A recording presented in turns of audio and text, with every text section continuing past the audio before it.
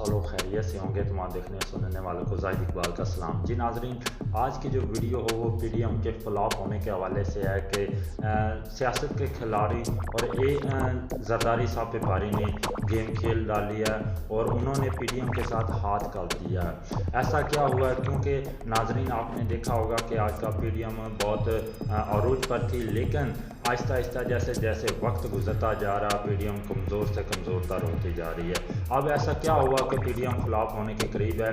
उसमें ये हुआ कि जरदारी ने एक और सियासी चाल खेल डाली है। उसमें उन्होंने क्या किया कि उन्होंने जो अपोजिशन लीडर है सेनेट के लिए, उन्होंने पीपल्स पार्टी में अपना एक लीडर मुंतखब कर दिया जिसका नाम यूसुफ रज़ा गिलानी है।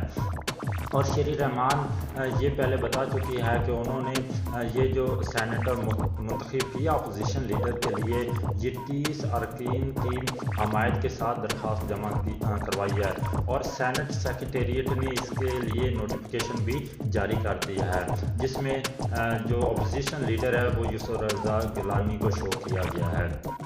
इससे पहले याद रहे कि जो मौलाना साहब है उन्होंने पिछले एक हफ्ता में 3 मरतबा कम अज़ कम जो आसिफ अली जरदारी है, बिलावल भुट्टो है, उसको रब्ता किया है, लेकिन मौलाना की एक भी ना सुनी गई और पीपल्स पार्टी ने वाज़ेह कर दिया है कि वो अपना अपोजिशन लीडर ला रहे हैं। इससे पहले याद रहे कि जो नून लीग है उन्होंने अपना एक अपोजिशन लीडर शो करवाया था आज़म तारड़, लेकिन पीपल्स पार्टी ने ना सिर्फ उसको मुस्तरद किया बल्कि उसकी नामजदगी पर एक एहतजाज भी किया है, क्योंकि जो आज़म नज़ीर तारड़ है वो बेनज़ीर भुट्टो कत्ल केस के जो पुलिस अफसरान हैं उनके वकील थे।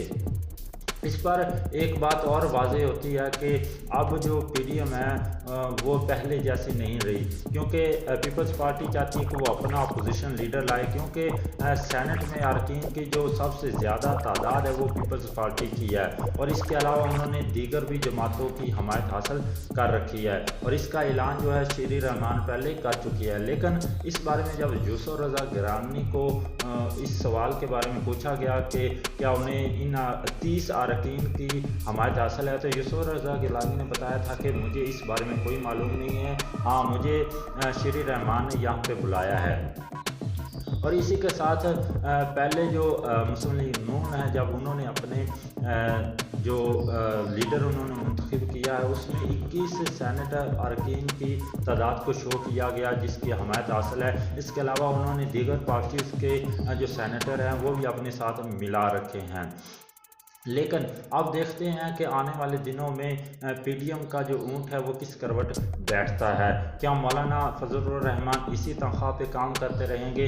और आने वाले वक्त में पीडीएम बुरी तरह फ्लॉप होती नज़र आ रही है, क्योंकि इसका आगाज़ जो है वो वज़ीर आज़म इमरान खान ने किया था और अंजाम जो है जो इसका जनाजा निकाल रहे हैं वो पीपल्स पार्टी ने उठवा दिया। लेकिन इस पर शरी रहमान ये भी कह चुकी हैं कि हमने पीडीएम का जनाजा नहीं निकाला, लेकिन जो हमारा हक था जो सेनेट के लिए मुंतखब किया हमने अपना सेनेटर, वो हमारा हक था। तो इसके साथ देखते हैं कि आने वाले वक्त में पीडीएम के साथ क्या होता है। खबर अच्छी लगी है तो लाइक करें, कमेंट करें, चैनल को सब्सक्राइब करके बेल आइकन को लाजिम प्रेस कर दें ताकि आने वाली हर वीडियो सबसे पहले आप लोगों तक पहुंचे। तो मिलते हैं किसी नई वीडियो में नए टॉपिक के साथ, तब तक के लिए अल्लाह हाफ़िज़।